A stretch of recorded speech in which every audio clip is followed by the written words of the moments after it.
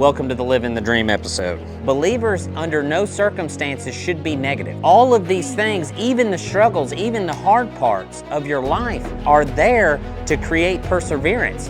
They're there to train you for what's to come. So we are joyful in the suffering. What's going on, guys? Welcome back to the Art of Suffering podcast with Dalton Darnell. Today we really didn't have anything to talk about. We did our weekly kind of sit down with the team in the office in there and chit-chatted about hearts and burdens and life and kids and all the things. And so I asked the guys and gals, I said, what should I do a podcast on today? And my good buddy Tim said, you should do it on what you said to me earlier. And he called me earlier and said, how's it going? And I said, living the dream. And so if any of you know me, when you call me, typically if you ask how I'm doing, I'm going to say, living the dream. And most of us know that that is a sarcastic term for living the nightmare. Or at a minimum, waiting on that guy that's dreaming to wake up. So what we're going to talk about today is men being transparent about this. Being transparent about what's going on and actually sharing your hearts and burdens. Like actually calling a guy and deciphering the lies in your life. And kind of who you choose to do this with is really important. So we're going to talk about that too. So without any further ado, welcome to the Living the Dream episode. Basically, my wife and I have used this series or this phrase for everything. And every time she calls me and asks how's it going, I say living the dream. And she does the same thing. She's done this since she worked in the hospital, and I've done this since I worked at Outback Steakhouse. And kind of the premise of the whole deal is just, it's really not worth belly aching about what you got going on. And so you just say living the dream, everybody chuckles and you keep pushing. But what you find is in certain parts of your life and certain aspects of your life, it is worth belly aching about. And it's not really belly aching, you're just sharing what you actually have going on in your life with somebody. But what I want to bring up that's crucial, okay? So Jesus had 12 disciples, 12 of them. But he only truly shared his heart, like his deepest concerns, his deepest, innermost thoughts with 3 of them, with Peter, James, and John. And right before his crucifixion, he took them up on, I think it was the Mount of Olives. I'd have to reread the passages. But what stood out to me is that he left 9 of the 12 behind. And these are his best friends, man. He traveled all over the place with these guys for 3 years. Like, he probably trusted all of them, but he only trusted 3 of them with the innermost parts of his heart. And what a lot of you guys are doing is you're running around in the world trusting people with the innermost parts of your heart that you shouldn't be trusting with that part of you. And so a lot of people in their life, what'll happen is they'll get burned, right? So you'll share something you're struggling with, or something you're having a hard time with, or something you're pissed about with somebody who's untrustworthy, and then they'll burn you, right? They'll go tell somebody else, or they'll misuse the information you've given them to hurt you, right? They'll use it against you, right? This is a common theme for people. And this takes some discernment, like looking into a person's life and understanding whether that person is trustworthy or they're not. And so what I'm going to do real quick is I'm going to teach you how to discern that. Because it's probably one of the most important things on earth is who you trust with the innermost workings of your heart. Not everybody deserves that, right? Not everybody you need to offer that to. And so what we have to do is we have to first read the fruits of the Spirit. You have to go in and identify, Caden, look up where the fruits of the Spirit are in the Bible. I'll give you the verse right now. So you need to look at the fruits of the Spirit, and this person that you're going to trust with the innermost parts of your heart, or if you're going to share your heart with them, they need to have the fruits of the Spirit. They need to understand these things, because then they're a mat carrier, right? Joe B. Martin calls them a mat carrier. I would call them a corner post.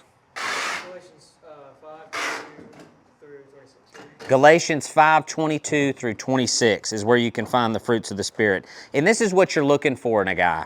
Not only these characteristics, but also look at his wife. Look at his children. Look at his family. Look at his work life, his relationships, the things around him that would prove him to be a worthy mat carrier, a worthy corner post. Because if you're going to share your burdens with somebody, if you're going to take the lies that you're believing in your life to another man or woman around you, this person needs to be able to speak truth into what you have going on. And if they can't, then it's a complete and total waste of time. It's a complete and total waste of time, because they're not going to do anything but feed the lie. I also want to warn you to defend against the person in your life that you would share something with and they would make a joke out of it. That is not somebody that is going to help you down the road at all. So the person in your life that's going to make light of your situation, turn everything into a sarcastic joke, that's a waste of your time, man. Like, you can definitely hang out with that guy or whatever, be friends with that guy, love that guy, but at the end of the day, if you're truly struggling with something and having a hard time, this person is going to do nothing but add fuel to that fire. With that being said, the negative people in your life, the people that are constantly looking on the negative side of everything, do not believe what the Word says. They don't believe it. They don't believe what they're reading, whether they're a Christian or not. They're a goat. A negative person is a goat. They're not reading the Bible in the context of which it's there to save your life. If you can read that you are fearfully and wonderfully made, that you are God's handiwork, right? That God has prepared works for you to do in advance that are good works for you to do in advance. If you can read all of these things about who you are and be negative, I don't understand that. I don't understand you. And I'll tell you the truth in love. Like, believers under no circumstances should be negative, right? Because all of these things, even the struggles, even the hard parts of your life are there to create perseverance. They're there to train you for what's to come. So we are joyful in the suffering. We are excited about the suffering because this is what God has asked us to do. So sharing what you're struggling with someone who is negative and who is going to spin everything in a negative direction, do not do that. Don't do it. And if you don't have anybody in your life that's positive, then go find positive people. Go find true believers. Comment here. I mean, I'll help you till you find somebody, right? The fact of the matter is that what we have, and this is the greatest struggle for the Christian, in my opinion, in the modern day, is a huge number of people who proclaim our faith, but they do not believe what the Bible says. They don't believe it. That's why they're negative. So if you get around somebody who just has a negative disposition about everything, definitely love that person the same way Jesus would, but this is not the person you share your hearts and burdens with, because they're not going to help you. They're negative. And believers ought not be negative. We don't have anything to be negative about, regardless of your situation. It's all right there in the Word. So as we move along here, living the dream, right? We're all living the dream. That's what we're doing. And at its innermost core, and I say it now as a joke kind of, but in the beginning, this is just a lie. That's what it is. The way that people say it. But how I want to tie it back around is that it's actually the truth. It is the truth, but it's whether we believe it or not.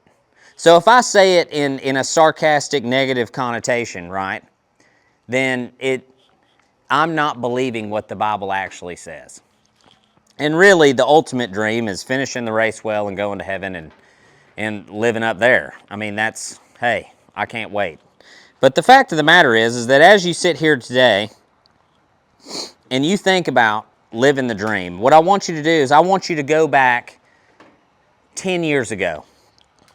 And I want you to think about who you were 10 years ago and what that guy would say to you, or that woman would say to you, if you saw yourself now. Because I told a guy on the phone this morning, a friend of mine from a long time ago, that if I'd have seen myself 10 years ago, I wouldn't believe it.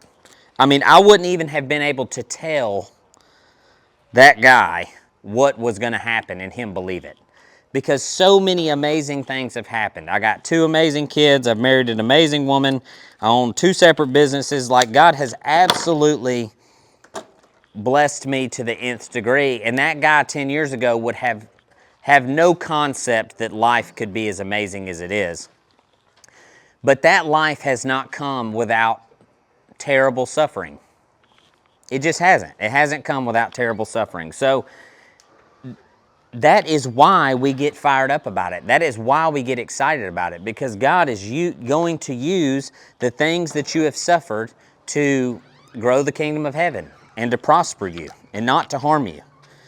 And that's the story of the believer. So when it comes to struggling through what God is asking you to struggle through, what He does is He takes people in your life and He inserts them into your life. And typically, I refer to these people as the people on the path. Sometimes He puts people on the path to affect you, and sometimes He puts people on the path for you to affect. But most of the time, there is a trading of gifts, right? There's people that come along that are supposed to teach you something, and you're supposed to teach them something. And you both learn from each other. And throughout this walk in life, as you grow older and as you make friends and all these things, there's going to be a few certain people that are going to stand out on that path that are never going to leave. They're always going to be there. So mine would be Daryl Puckett. Daryl Puckett has been my best friend since we were 15 years old. And I told the story in like episode 3 of the podcast, or episode 4, and I talk about a good buddy. But Daryl literally, he prayed for me to come to know Christ for 4 years. 4 years, this guy prayed for me. And he has been my source of someone to go to when I am struggling. And he has been that way for many, many, many years now. And you guys, God is offering this to you. Someone in your life is a Daryl Puckett. And someone in your life can help you combat the lies that you believe. And I might be part of that. This podcast might be part of that, which is freaking awesome. That's the whole goal of the thing, is to help people decipher truth from lie and share hearts and burdens and share the suffering so that everybody can see it. But my goal here is to encourage you to be a little choosy about these people, because there's power in the tongue, man. There's power in what you say. There's power in what you do and who you share with. All that stuff is really important. So there's power in all of that, guys. It's wildly important that who you're placing your trust in, who your counselors are. I can't express that enough. Now, when it comes to what's actually bothering you, right? And what you're actually having a hard time with. So we call it a Bible study. It's really not a Bible study. We basically, each week, what I try to do if I'm here is I try to go in the office and I sit down with everybody who's there that day. And I ask them, what are you having a hard time with? And we just go around the room and then we talk about it. And the Bible comes up typically because that's where the truth lives. But the fact of the matter is what the goal of the conversation is to build a relationship with everybody. It's for everybody to understand that they can walk into this rope shop and everybody has a general idea of what is going on in their life. And what that does is it creates an environment where you got 6 to 8 people in here helping you carry that mat, right? When I say carry the mat, if you've never heard of Joby Martin, go look him up. But there's this story in the Bible where there's this crippled guy and his friends try to take him to Jesus, but the crowd's too big, so they pack that sucker on top of a roof and they tie some ropes to each corner of his mat, and they lower him down in front of Jesus, and then Jesus heals him because of their faith. And so Joby Martin refers to the people in your life that battle with you as mat carriers, because they literally pack that dude up the side of a house. I don't know if there were stairs or what, but they got him up there somehow. Anyway, so that's what I'm talking about when I say mat carrier. And when God gives you one of these people, use them, man. Use them. Don't stay on the island by yourself. Don't sit out there all alone and just be thinking, well, I'm the only one that's suffering like this, because that is a lie from the enemy. It's total BS. It's not true, right? It's like guys who struggle with lust or porn or whatever. It's like, man, dude, every one of us, you show me a guy that says they hadn't struggled with lust, and I'll show you a liar. You understand me? They're lying. They're full of crap. And I'll show you a guy that says, I beat lust, and I'll show you another liar. He's a liar. You're going to battle this to the day you die. It's how you were designed, man. It's how you're designed. Not to mention, God made women beautiful.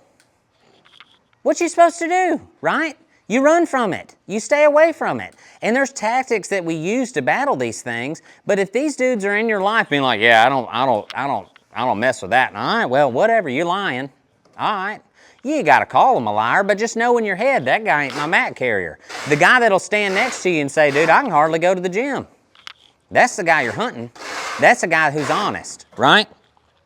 So all of this stuff, man, is wildly important, because if you don't get around people who understand what's going on, ooh, you just got a big bundle of liars. It looks like this knot. A bunch of people that just lie. They're just full of crap. And honestly, guys, if I'm being honest, we're not going to make this a church bash episode, but that's what the church is. A bunch of people who dress up, they get all clean, they put their smell good stuff on, they go to the church house, they get their word, and they go out into the world and they're total assholes to people. They're just lying. They're lying to themselves. They don't listen to conviction, they're not soft to correction, and they just want somebody to tickle that ear. They just want somebody to tickle that ear. They don't need somebody carrying their mat because they don't think they got a mat to carry. They don't think they're crippled, when they are. They're crippled just like me. The only difference between me and them is that I sit in front of this camera and I tell you. I tell you what's wearing me out. You know what I mean? And so, when you get around people who are honest in this way, and who are like, hey dude, like life's really hard. Like if you have somebody tell you that marriage is easy, run from that person like a freaking lion is chasing you. You understand me? That guy's crazy. He's crazy. And it's easy because I don't know why he thinks it's easy. Because it ain't. It ain't. He ain't working at it, I'll tell you that. So keep that in mind, dude. You have to sit and look at these people around you and go, is this profitable for me or is it not? Is it profitable for me or is it not? And that's people, that's habits, that's disciplines, that's everything you're going to encounter in your life as far as deciding what to do and what not to do when it comes to either sharing your heart or living for the kingdom or whatever the case may be. And so, my conviction to the people who are listening to this, who are believers, who are sheep, who do understand truth, who decide to remain quiet, who don't have the conversations at work because you feel like it's awkward, who don't build deep, intimate relationships with the other men in your life, is hey, woe to you, dude. Do your job. You're supposed to love these people, not sit at your house and read the Bible. Like God is hunting a return on investment from your salvation. Your job is to go into the world and love people. And is it difficult? Yes, people are terrible to love. Terrible to love. They're very difficult to love because they're going to let you down. But that doesn't matter. It doesn't give us an if, and, when, or but on loving your neighbor. It just says to love them. So just freaking love them. And if you're at home hiding and you got the best relationship with Jesus on earth, which I would probably say you don't based on the fact that you're not doing your job, you're hiding, dude. That's conviction. Like you listening to this episode, that's God saying, hey man, you need to be out there loving people. You need to be out there having tough conversations. You need to be out there sharing what the King has done in your life and the strongholds He's helped you defeat the enemy with. Do you understand? Like the enemy is defeated through the blood of the Lamb, Jesus, and their testimony. Right? If you're too scared to share your suffering, if you're too scared to share your failures, well then your children, your wife, and the people on your path will not grow and profit from them. Failure is not who you are, it's something to learn from. And if you're willing to share it, not only can you learn from it, but the guy down the road can learn from it too. Mainly your children. Mainly your children, man. All these guys that have lived these crazy lives. You've gone out, you've had sex with this many women, you've done all these drugs, you drank all this beer, you got in all these fights and all this stuff. You find Jesus, you have kids, you marry somebody, you never talk to your kids about it. So do you realize that your sons and your daughters are going to have the same fleshly patterns as you, usually? Right? They're going to be just like you. Like Wiley is hyper-emotional. Obviously, I'm hyper-emotional. I mean, look at me. Right now, I'm getting all jazzed up, right? So if I choose to just apply the discipline that I've applied to my life, right? If I choose to use all the wisdom that I've learned in my life to show myself to my son as an unemotional human, but I don't ever tell him that I struggled with the same things, what do you think he's gonna do? He's gonna struggle with the same things. Does that make sense? So all the things that you struggle with, whether it was drinking, addiction, lust, whatever, if you don't go to your sons at the appropriate age and say, hey buddy, when I was coming up, this is what I did to cope with life. This was not of me. I was following the ways of the kingdom of the air. And you're gonna be tempted to do this. And this is how we fight it. That's what God is asking you to do, right? So a lot of times what you'll see is like in an AA meeting or at a Bible study or a men's group or whatever, everybody wants to introduce themselves as their sin. Hey, my name's Dalton and I have lustful thoughts, right? Do you think that's how Jesus would introduce you? Right? And if you teach your sons to look at it this way, or your daughters, or your wife, or the men in your group, right? That's the way they're going to look at it. But Christ would introduce you. He would introduce me. He would walk me onto this podcast. He'd say, hey guys, obviously, I'm Jesus, right? And this is my son Dalton. And he is a relationship builder for the kingdom of heaven. And today he's going to share with you some things that together we have defeated. But that's not who he is. First and foremost, he is my beloved son, and his job for me is to build relationships with people. But walking his path, he struggled with a few things. And so this is what we've struggled with. And then I would share what I struggled with, like I have on almost every episode of this podcast. But a lot of times what you find is the enemy lies to you, and he tells you those failures and those things that you've struggled with are shameful. And that no one else struggles with that. No one else struggles with that. You can't say that. Man, if you say that to a bunch of Christians, they're going to think you're a Satanist. They're going to think you're the worst person ever. So you can't share that. Even though every Tom, Dick, and Harry sitting in the Bible study with you is having the same thoughts.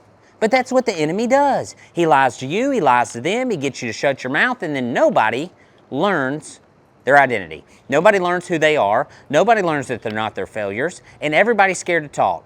And so what we end up doing is shitting on each other about not reading your Bible enough, or not listening to the right Christian music, or you cuss too much, or maybe you had a beer, and that's what you focus on. But you never talk about the deep, intimate matters of the heart. Yeah. So, this is important. This is wildly important. And you can be a guy's mat carrier without, right, sharing your heart with them. You can just listen to theirs, and you can help speak truth into their lie, right? Because that's what I do. Man, y'all email me. I'm not dumping all over you. I really do it on the podcast, but I'm not just like with every single one of you, right? But I listen to yours, and I send you truth. Do this for other people. Love them in this way, and it changes everything about your life. It changes everything about their life. Now they can go home and love their wives better, or their husbands better. They can go home and parent their children better. And you sharing simply the things that are bothering you, you're struggling with, this is what the enemy hates. He does not want me to stand in front of you and say these things. He wants the Bible Belt of Alabama to oppress me down, to only talk about the things that are allowed to be talked about in church, to only talk about the things that are appropriate. Man, f*** all that. He's a liar, dude. He's a liar, and he's lying to you, and he's trying to lie to me. He's trying to lie to your kids. He's trying to steal, kill, and destroy everything about your life.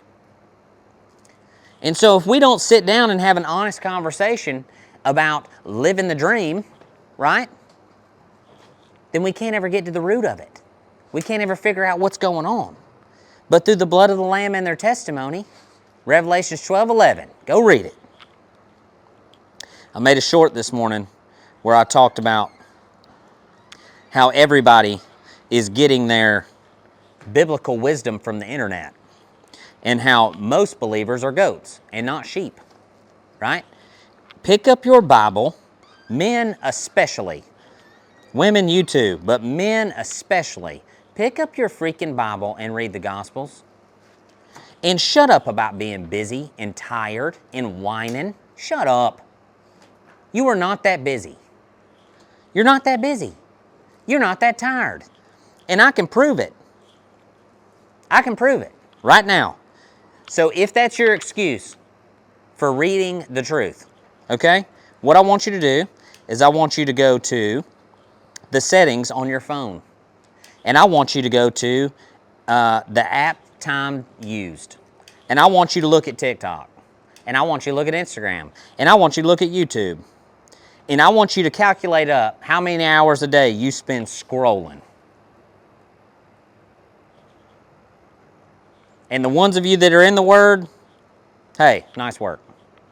Me too. Trying. Right? This is not a requirement, okay? Loving the King with all of your heart, mind, and soul, loving your neighbor, and doing the good you ought to do, those are requirements. Walking it out, if you understand it, those are requirements, right? Those are things that we're asked to do. But if you were in a spot where you are getting your ass whooped by a lie, go find the truth. Go find the truth. Dude, come on, man. You know where it's at. All right, this turned into a good episode. I got an orange to peel. I don't even know how long that was, but I tied several ropes. Come here, Waylon. Guys, as always, if you need me, email me at dalton@310edu. I'm here to help. If you got a lie that's whooping you, send it to me. If you feel like you can't share with anyone else, I mean, I ain't gonna tell nobody. I don't know you from Adam. You know what I'm saying? I just love you because God told me to.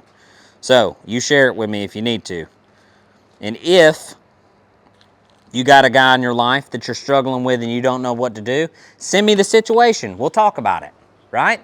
Like if you got a guy in your life and you don't know how to love him, send it to me and we'll talk about it. Guys, as always, I love you. Never weaken.